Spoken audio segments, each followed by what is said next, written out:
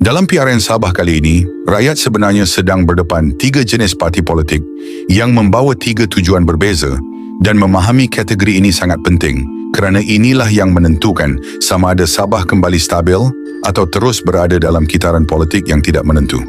Jenis pertama ialah parti pembentuk kerajaan. Ini parti yang bertanding seluruh atau hampir seluruh kerusi kerana mereka benar-benar bersedia mengambil mandat rakyat sepenuhnya. Mereka turun dengan jentera lengkap, calon tersusun dan perancangan jelas untuk mentadbir 5 tahun.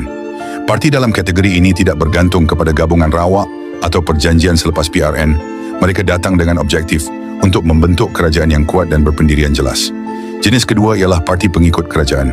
Parti kategori ini tidak bertanding cukup kerusi untuk menjadi kerajaan sendiri dan tidak datang dengan tujuan memimpin. Fokus mereka hanyalah mendapatkan beberapa kerusi supaya selepas pilihan raya, mereka boleh menyertai mana-mana kerajaan yang menang. Pendekatan seperti ini sering menjadikan kerajaan negeri longgar dan tidak stabil kerana ia bergantung kepada pihak yang tidak berpegang pada prinsip tetap tetapi bergerak ikut tawaran dan keadaan semasa. Jenis ketiga ialah parti pemecah undi. Ini parti atau calon yang bertanding bukan untuk menang tetapi untuk memecahkan undi blok utama. Mereka mungkin hanya mendapat undi kecil, tetapi undi kecil itulah yang sering menjatuhkan calon kuat.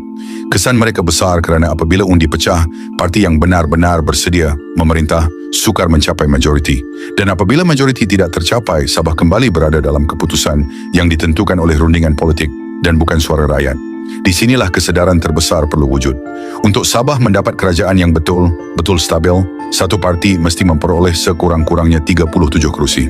Jika angka ini tidak dicapai, walaupun satu parti menang paling banyak, kerajaan masih boleh ditentukan melalui perbincangan selepas pilihan raya atau budi bicara TYT. Inilah punca Sabah sering bertukar kerajaan kerana tiada parti yang cukup kuat untuk berdiri sendiri tanpa bergantung pada pihak lain. Dan bila bercakap tentang parti pembentuk kerajaan, ada satu fakta yang tidak boleh dinafikan. Parti Warisan merupakan satu-satunya parti yang bertanding di semua kerusi dalam PRN kali ini. Tidak ada parti lain, tempatan atau semenanjung yang mengambil pendirian seluas itu.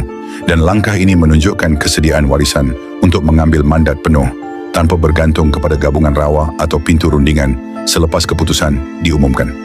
Dan siapa tahu, mungkin PRN kali ini adalah satu-satunya peluang Sabah melihat sebuah pembangkang yang benar-benar mencabar dan berani mengambil alih tampuk pemerintahan secara solo.